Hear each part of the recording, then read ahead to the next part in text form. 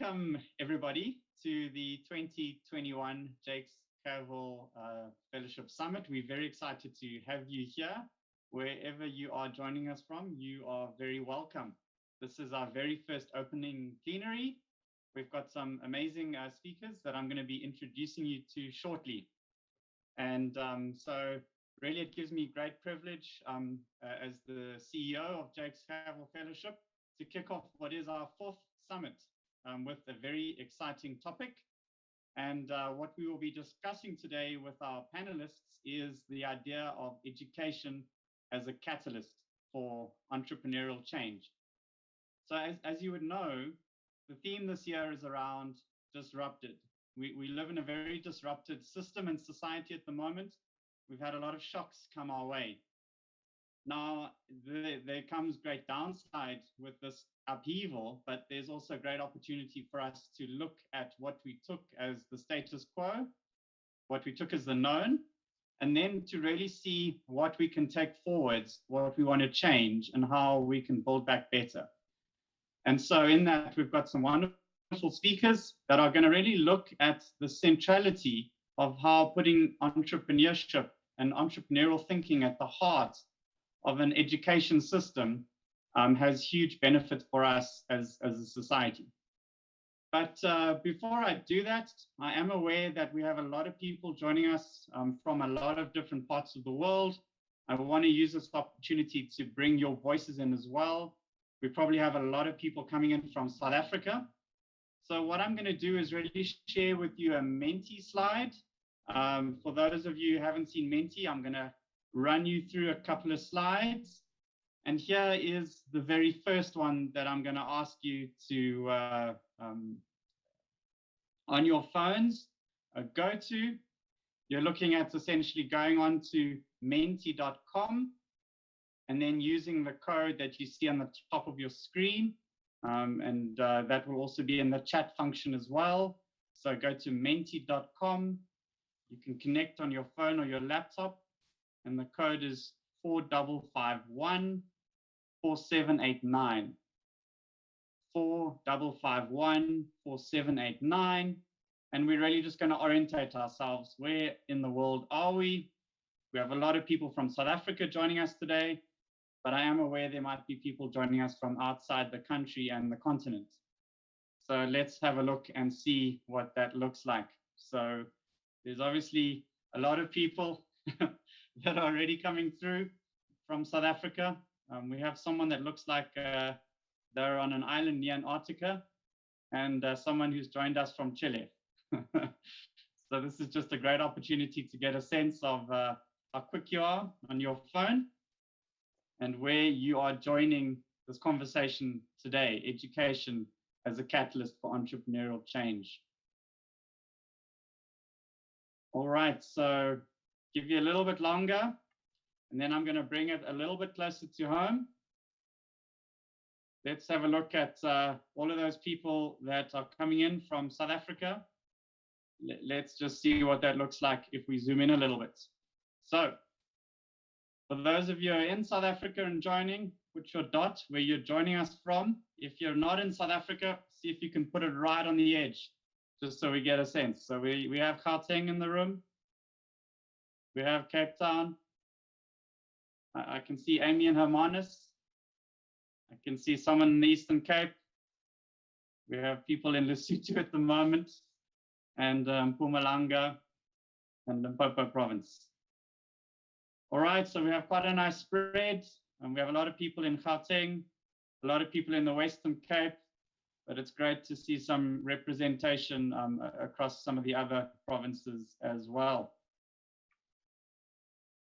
Okay, so that's just a little bit of orientation around who's in the room and where they're coming from.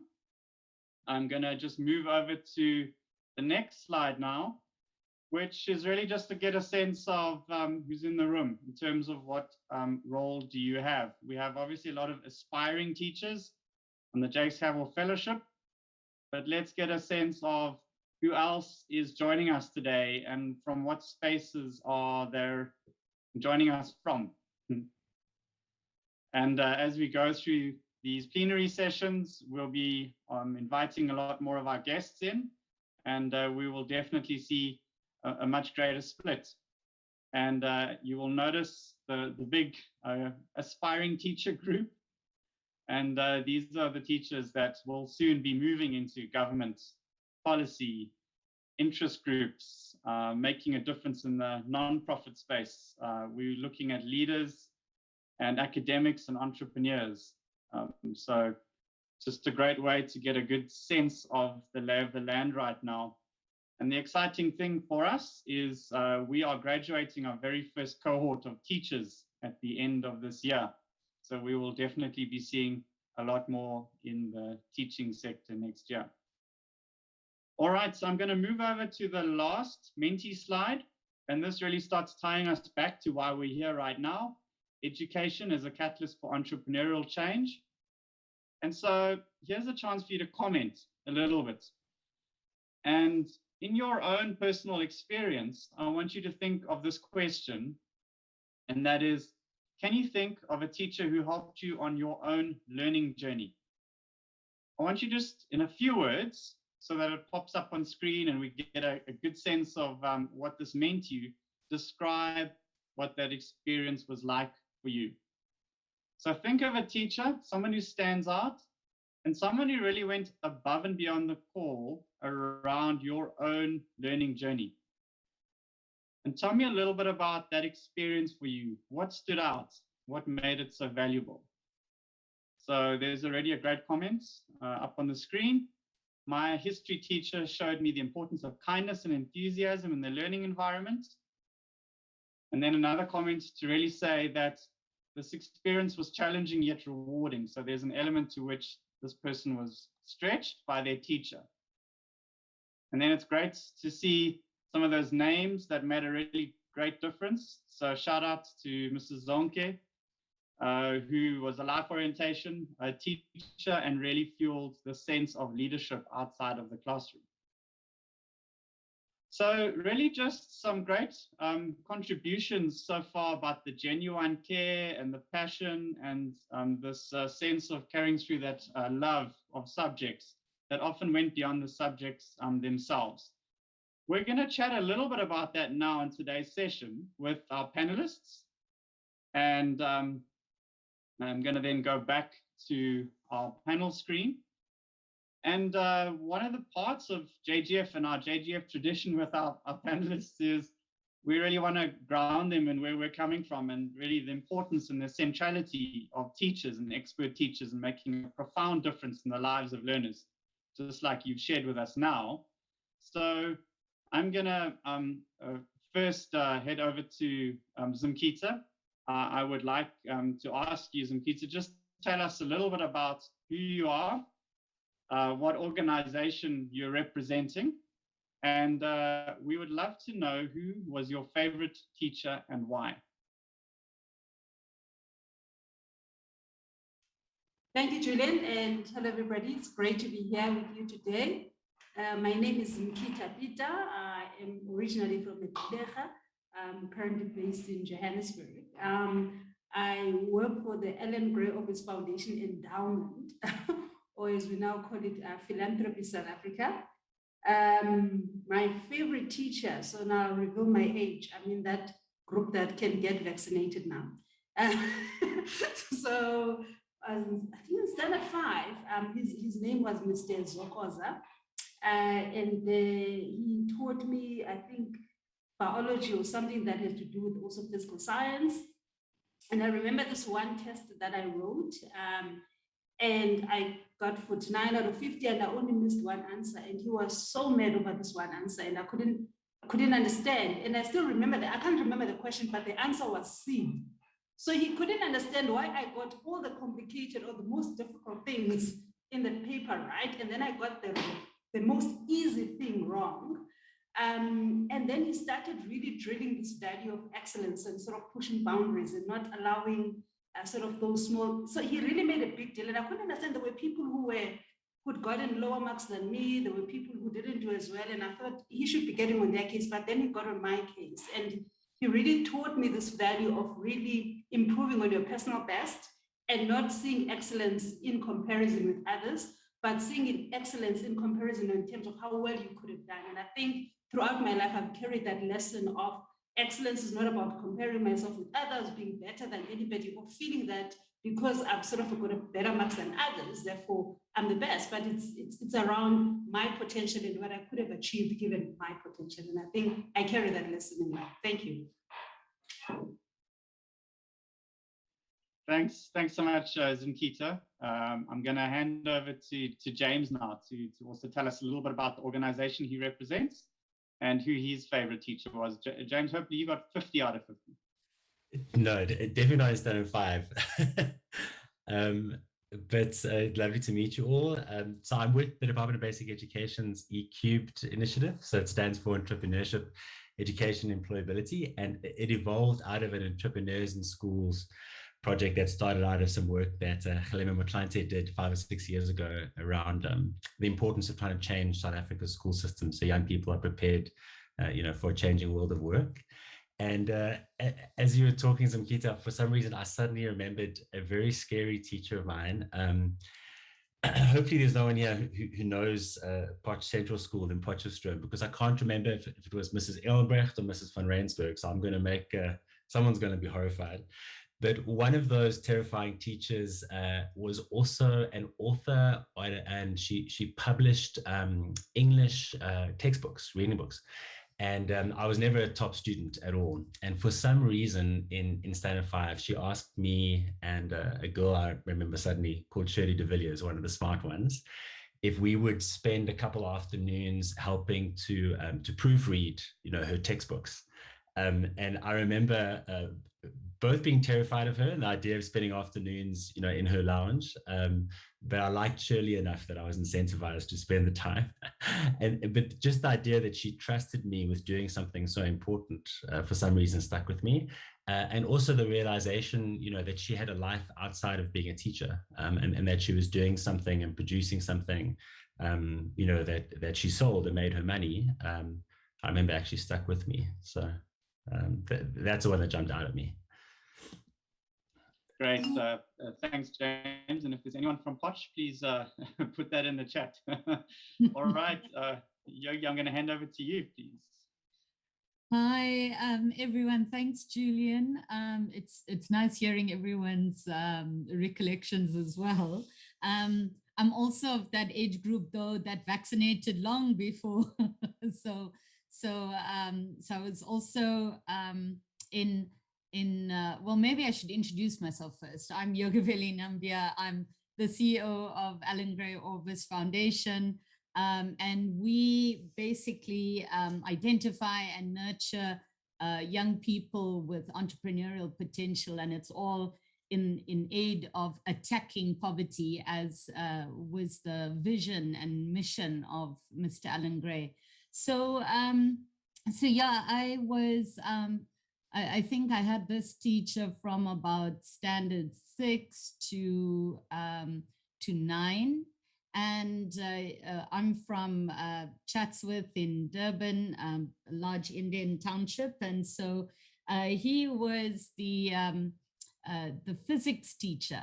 And I think what was really interesting for me was how he made, physics come alive. He would, the problems that we would tackle and the solutions was something that was iterative. It was all about, trying and failing and trying again.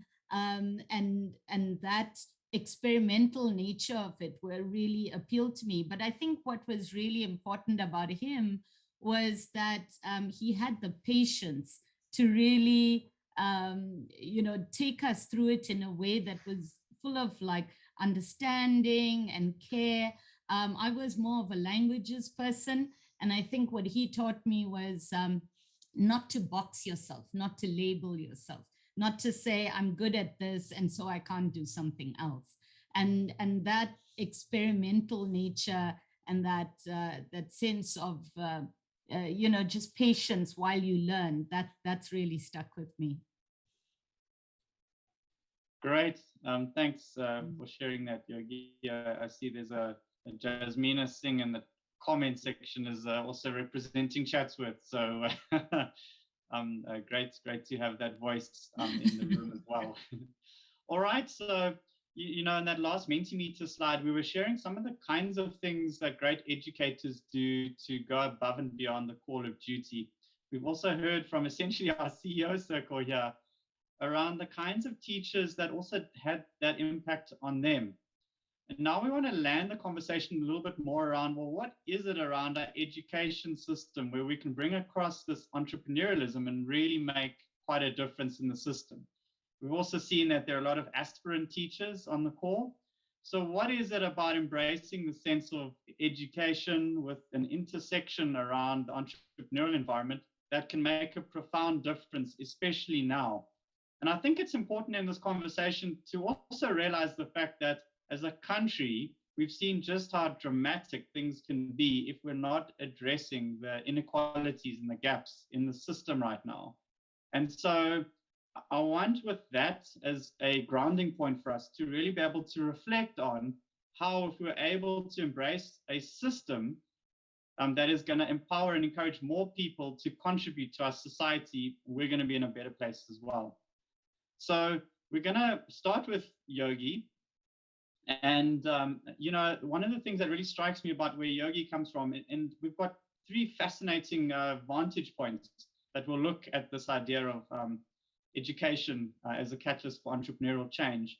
Now, Yogi represents one of the premium scholarships in South Africa. It's got a almost 15-year track record, and particularly looking at selecting people for an entrepreneurial fellowship. Yogi, you must be super proud that from the selection process, you've had your first unicorn, which in entrepreneurial terms is a fellow that has started a business that's now worth more than $1 billion. So there's some serious impact there, but there's some serious insights as well. And so, first of all, Yogi, I guess I want to just tell you, ask you, what are you looking for in your selection process? What are the kinds of attributes that you're specifically looking for? And then I guess what I want to start asking you after that is, so that's at a high school level, that's going into university level. You've seen the impact. What does that start looking like downstream for you? Why are you so passionate about bringing those lessons into the education space? Yeah, thanks, Julian. Yes, we're very proud of Melvin Lubego, who's the co-founder of Go One, that is being celebrated as South Africa's first unicorn. And we have many fellows who are doing amazing things and building businesses that are really making a difference in the country. So with regards to selection and maybe to give some context, as I mentioned, our mission is to attack poverty by enabling economic access. And we do that through, people get economic access through meaningful employment, which really entrepreneurship is a key vehicle towards. So the idea for us is to focus on young people with the potential and the will to be change makers of the future. You know, people who will not just strive for personal wealth, but who will also uplift others and actively seek to create a difference in their communities and in the country. So we start off looking at strong academics because we want people to have that grounding of a high quality education. And we place them within, the leading universities in the country. But we're also looking at their mindset and their entrepreneurial potential. And in this regard, we've done research on the entrepreneurial competencies or the mindset attributes and competencies that successful entrepreneurs exhibit. So we did this research with over 1,200 entrepreneurs in South Africa and distilled what are the key competencies that they share. And so we've come up with this 14 competencies. We created a framework around that. And using that framework, we then developed a situational judgment test known as the Entrepreneurial Readiness Quiz, and that complements these assessment-centered tools that we have. We took our physical selection camp that we run, where it's national, and once we've shortlisted that basic criteria in place, these young people would normally have come to a physical camp where we can observe their behavior, so that we can pick out those behaviors that link in with these competencies. We've now put that online as well due to the pandemic, of course. So we're looking at, as I said, the grounding in academics, but also the mindset and the potential that this person shows. But very importantly, they need to exhibit these, these various pillars of the foundation, these values that, of intellectual imagination, of personal initiative, and excellence, etc. But I think the one that I want to draw out is a spirit of significance. So we're looking at young people who actually want to do more in the country, in their communities, who want to build a legacy that's outside of themselves. And I think that's why we end up with people that, as we nurture and develop them, that they actually move on to create change in a massive way. And you asked about how do we then filter this through to the high school scholarship. So very importantly, we believe the younger you start, the better are the impacts as people develop this mindset. So we are undertaking a long-term investment in young people, and we're starting from the time that they're young. So we have the Alan Gray Entrepreneurship Challenge, which really seeks to create this breadth in how young people interact with entrepreneurial learning. So it's a game that simulates the creation of a venture and takes young people through various levels of playing.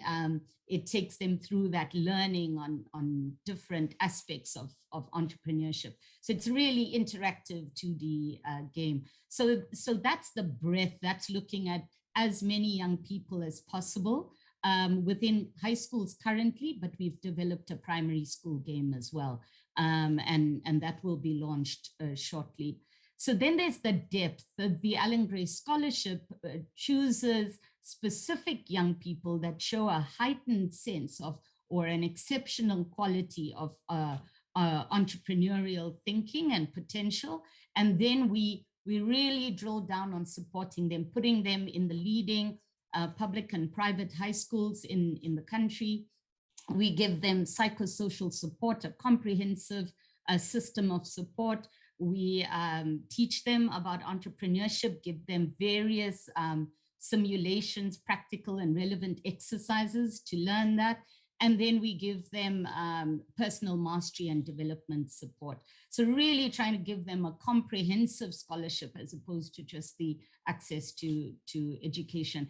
Through this, we aim to have both the breadth and the depth of entrepreneurial learning with young people.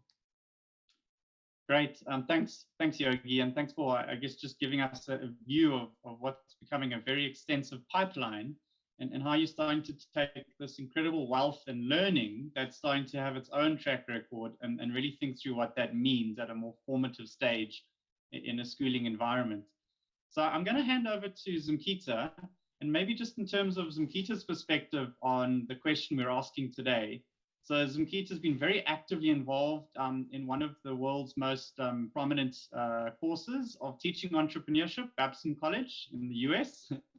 And she's also brought over a very prominent speaker in this space globally called Gary Schrodinger, who founded the Entrepreneurial Learning Initiative to South Africa. And so Zimkhitha's got a wonderful high-level view of some of the gaps in the system, some of the best practices that are out there, some of the things that have been really done well that we would be in a good position to start thinking through from this side. But Zimkhitha, I guess before I ask you to just tell us more about those views, we've heard a lot about this idea of entrepreneurship versus entrepreneurial mindset. And I think that's a very important distinction to understand. What's the difference in your mind? Maybe let's start with that question. Sure. Maybe I'll start just firstly, just with a bit of a story. So when I joined the Ellen Groves Foundation for Yogis, I joined really from a perspective of I love the space of development. I'd seen the role that education had done in my life, having been given opportunities to get access to education. So I could move from a home with a sort of bucket system toilet and then move. So I really had sort of a passion. So that's how I joined the foundation. So I was loving the fact that we were going to do scholarships and fellowships, but I wasn't really bought into this idea of entrepreneurship. I just felt, why are we forcing people to become something they're not? And in the program, and I think as program officers at the time, I do now recognize with a bit of wisdom of my age that we are probably a bit of a headache for our leaders, because we just sort of fought the entire curriculum, everything, tear it apart, just take kids to school, you're pressurizing them, they're already dealing with a lot.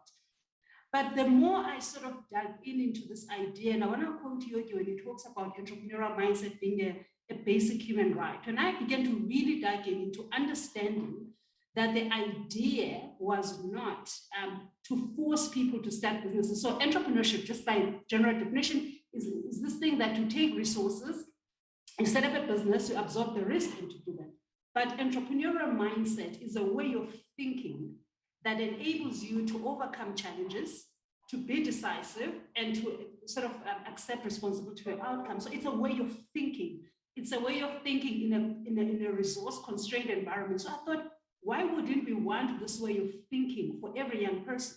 Why wouldn't we want, because we consistently face with problems, whether you're at school, in academia, whether you're starting a business or not. So I do agree with you, it is a basic human right. So that's the distinction. Entrepreneurship is about starting a business. Entrepreneurial mindset is about the lens through which you see the world. Okay, and I think now, having done that, and sort of the more I started sort of buying into this, and I started understanding some of the constructs that were around an entrepreneurial mindset, like self-efficacy, like resourcefulness, some of those constructs, and I was talking about some of that research and all of those things. And I thought, even if you are still a student at university, you do need to learn how to be resourceful. You do need that self-efficacy. You need a growth mindset. You need that belief that you can overcome challenges. And also just understanding that in the world that we're in, the problems, I think at JGF, we call them wicked problems. They are not well-defined, right? It's easy to deal with well-defined problems because there are solutions for them. But when problems are not well-defined, you need a mindset that allows you to explore different scenarios. You need a mindset so that's what's basically really the one that can help you even figure out the newest ideas, to navigate an unknown world, to navigate unknown scenarios.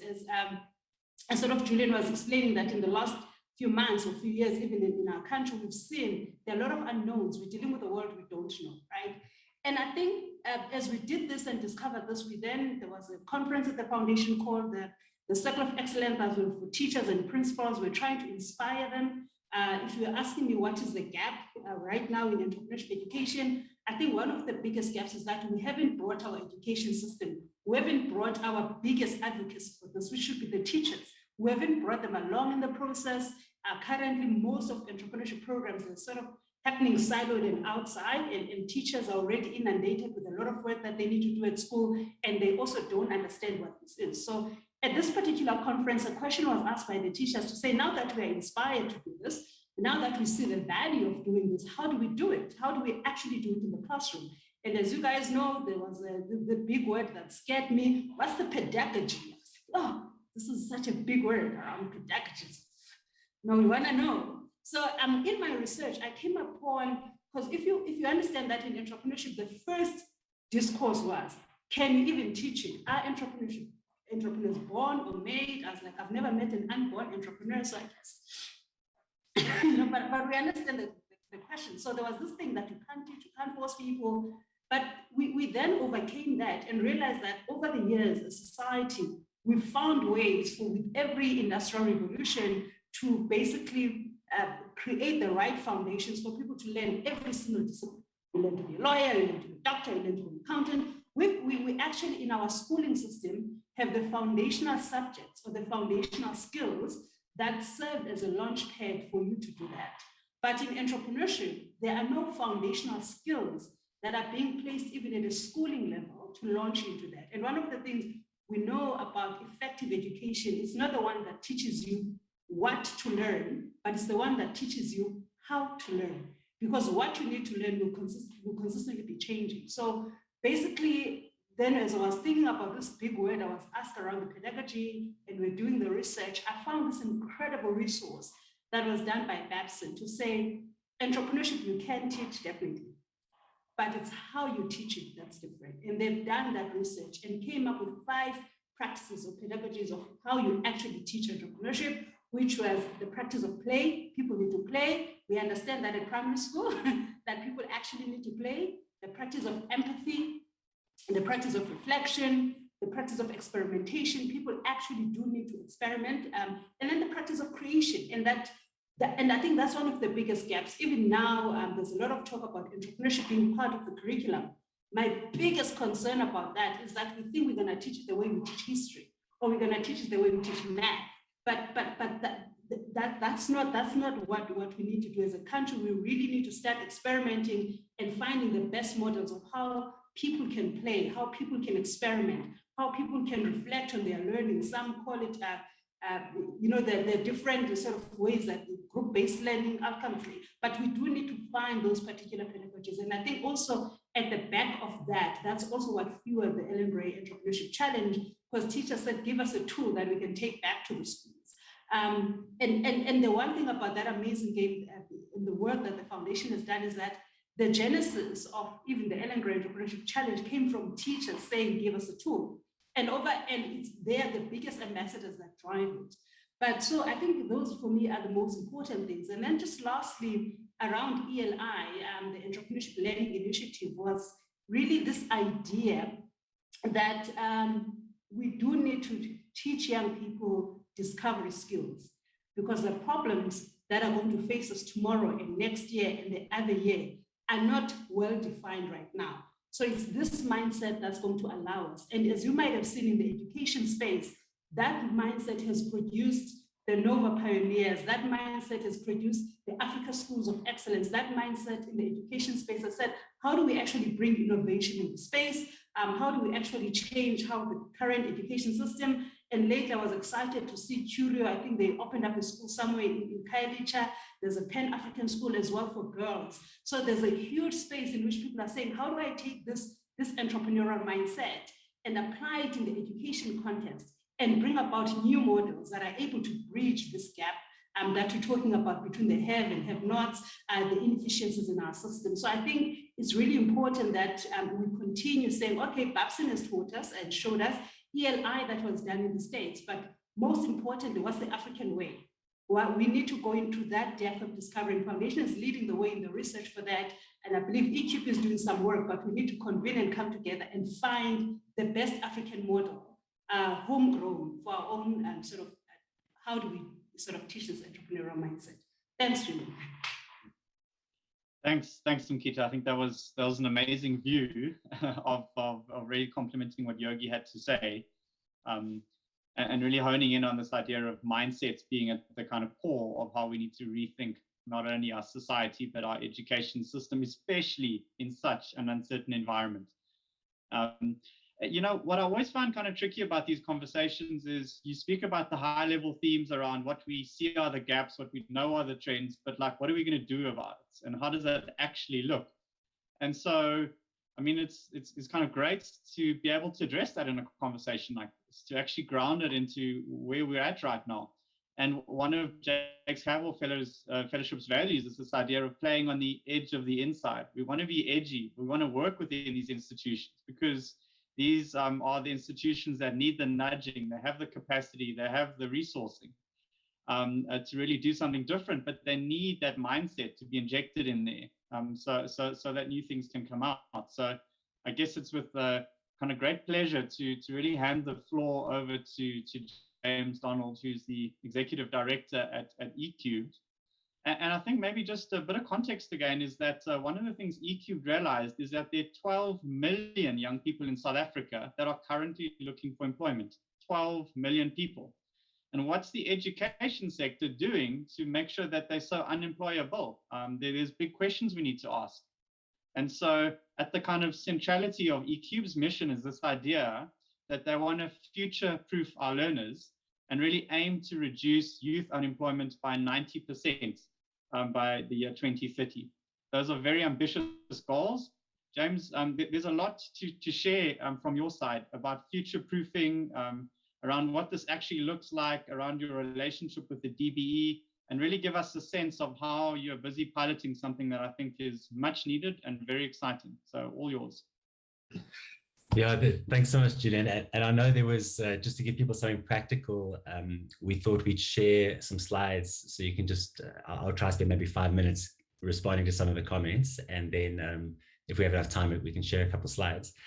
I mean, as you were both speaking, Yogi and Zimkhitha, I just suddenly thought, if you look at our government in South Africa, and we've had such a tough time the last 3 weeks, but the amazing thing about the way our constitution is structured is that right up front it talks about our commitment to providing education that's going to be transformative for all young South Africans. I mean, it's right in the preamble to our constitution, this idea that we know that the way we've educated generations of South Africans has created this huge inequality, the world's most unequal society, and that perpetuates itself in lots of different ways. And we've put, at the heart, at the seed of our democracy, we've put changing education, right there. And then as frustrated as we all are with South Africa's education system, we've had this deep commitment and lots of money and effort and tens of thousands of teachers that, many of us have experienced that have been trying to work on these problems that you're talking about, including our curriculum, that there were lots of frustrations, and it caused even more inequality, the challenges that happened with our attempt to bring an outcomes-based education into the South African system 20 years ago. But just as you were speaking, it made me think it's not the most inspiring language, but our CAPS curriculum, so that's the curriculum statement that sort of guides all South African teachers. The head, I thought I'd read it to you. The National Curriculum Statement for grades R to 12 gives expression to the knowledge, skills, and values worth learning in South African schools. Now, it's not sexy, but doesn't that give you permission, Zimkhitha, to do exactly what you just said? It's explicitly there, and then this curriculum aims to ensure that children acquire and apply knowledge and skills in ways that are meaningful to their own lives. In this regard, the curriculum promotes knowledge in local contexts while being sensitive to global imperatives. Again, it's a little bit like academic speak, but that's what guides everything that government does. And there is some real commitment to try to bring this to life, So eCubed, like I said earlier, came out of a big sort of labor study that Khalima Motlanthe put together 6 or 7 years ago to look at what Julian just spoke about. Why does South Africa have this huge, sticky youth unemployment problem? And they spent a lot of time looking at different economies, studying our economy, and surprise, surprise, their conclusion was that our education system is failing young people. And then eCubed, we're an independent nonprofit, but we have this MOU with the Department of Basic Education. We work in the Director General's office, and we're part of a big sector-wide commitment that government calls Skills for a Changing World. So an effort to try and do exactly what you all just said and bring these kind of capabilities into the way that we assess children and give them opportunities to. And then eCubed started as an entrepreneurship program, in the EMS subjects. It was called Entrepreneurship in Schools, and it expanded with exactly the realization you were talking about. And some of you will see the session with my colleagues, Susanna and Margie, tomorrow, who know much more about this than I do. And they actually spent some time talking to Gary this week, and you'll get a bit of a sense of the meat of it.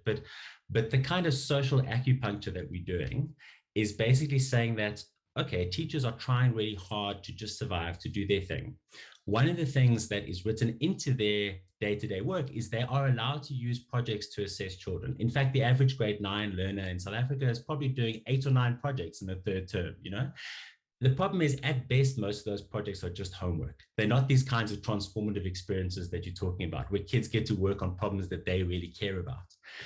But they could be. So what eCubed does, and we're working in 3,000 schools this year, is we effectively use playful project-based learning for all the reasons you just spoke about to help teachers of all different skill levels and experiences step out of their sort of didactic pedagogical speaking role and be a facilitator and let their children focus on problems that they care about, and then go through a process where they develop certain skills that are the ones you spoke about, creativity, compassion, etc. Within the CAPS curriculum, without doing anything new, across different things. And before I show those slides, if I've got a second, Julian, just one other, really high level thought that you made me think about, Zimkhitha, is this idea of just trying to understand what entrepreneurship is. So South Africa, let's take Johannesburg as a city, is, 150 years ago, there was almost nothing here. The amount of gold that came out from the ground here is not a huge amount in dollar terms. It was the innovation that it took to get it out. It was so disconnected from the rest of the world that second and third industrial revolution that you spoke about, people had to figure out everything from mining to electricity to working things. So innovation really drives economies. And all innovation is trying to do something new with local capabilities, maybe a new technology. And entrepreneurship is how you try scale that innovation, whether it's through government or through business or whatever. How do you make that innovation kind of grow and reach more people? And then just as I pull up these slides, have I got a second to share, Julian? And I'll try to be quick. As I pull up these slides as well, I just want to share this quote that I often think about. So Steve Biko spoke about how the West gave the world an industrial and a military look, and Africa's great gift to the world is going to be a more human face, right? And he said that 40 years ago. And if you look at what the World Economic Forum says about the fourth industrial revolution and what skills we need to future-proof ourselves, they are all about relationships. They're all about the human side of how we work. And so in actual fact, we talk about Africa and South Africa catching up or leapfrogging, but I think we can actually lead if we focus on our strengths, how we are better together than as individuals. And I love what Yogi said as well about really looking for this drive to make a difference, to want to do better. And South Africans, because the way we've grown up, all have that. Okay, so let me know what you can see on your screen. I just want to make sure I pull up the right slides. What are you able to see there? Julia? It's, I think, still loading, James. So it's black at the moment, but you're welcome to just carry on chatting or even just chat through the intentions of the slides while it loads. Okay, cool. Okay, let me do that. So an exciting opportunity, as much as we are often frustrated, South Africa is actually leading at the moment.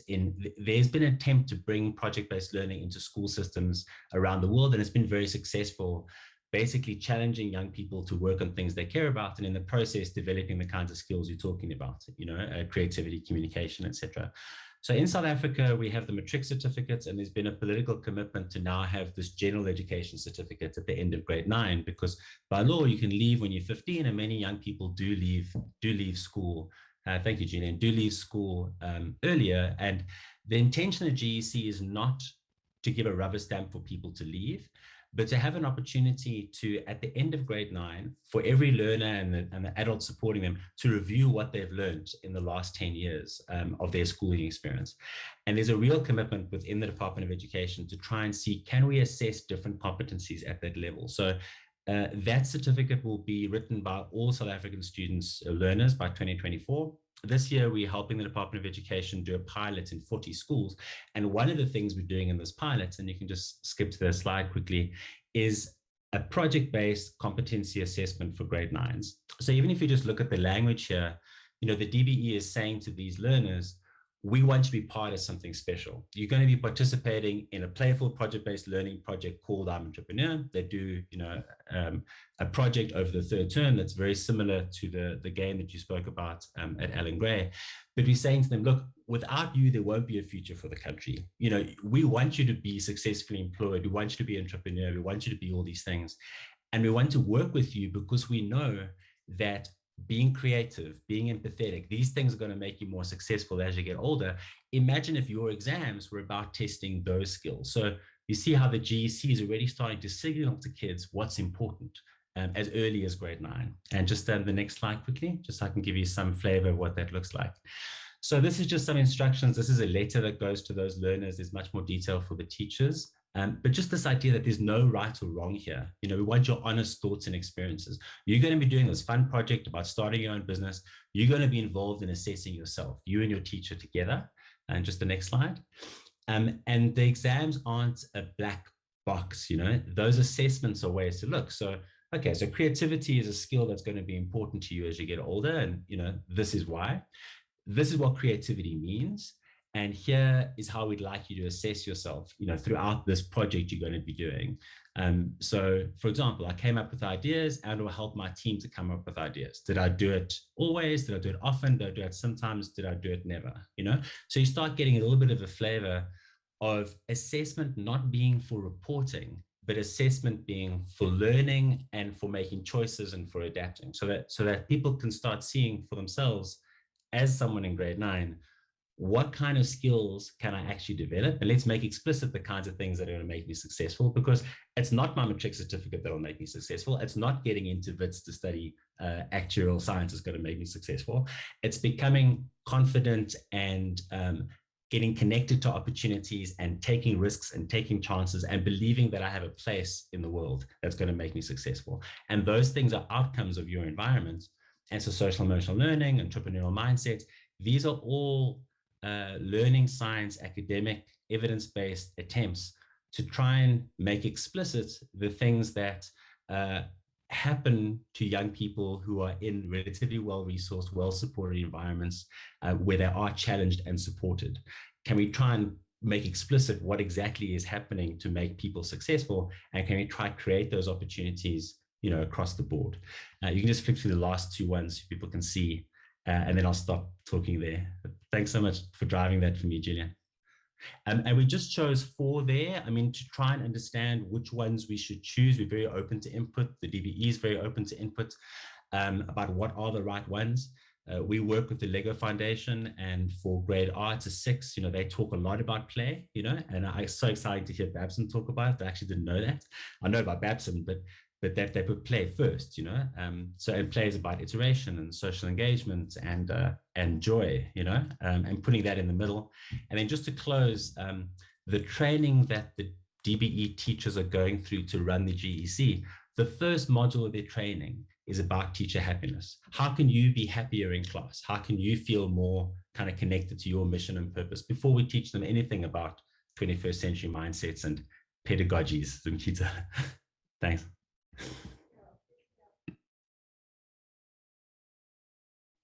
Great. Thanks so much for that, James, to just kind of really bring it to home. And I think it's a very exciting space. And the mindsets that you're bringing across in your slides there are very much the ones I'm sure Alan Gray Orbis Foundation and Jakes Gerwel Fellowship look at in our selection process. And I think it's a really key component. And really also to emphasize that even everyone on the call here who are Jakes Gerwel candidate fellows were assessed according to entrepreneurial competencies. We looked at things like strategic thinking, innovation, change leadership, because we realized that there's such big opportunities for you to be vehicles of change in the education space. I've noticed some great questions come through for Zimkhitha about whether you can teach entrepreneurship if you yourself are not an entrepreneur, and an entrepreneurial mindset as well. Yogi, maybe just to come back to you, and please feel free to pop more questions in the chat as well. Hearing James and Zimkhitha, what's really kind of being sparked for you at the moment? Yeah, I think there's a couple of things that I wanted to mention. One is to recognize and place entrepreneurship, and Zim alluded to it as well, on the continent that we're in. I think a lot of our learning and how we actually impart entrepreneurship education is very Western based.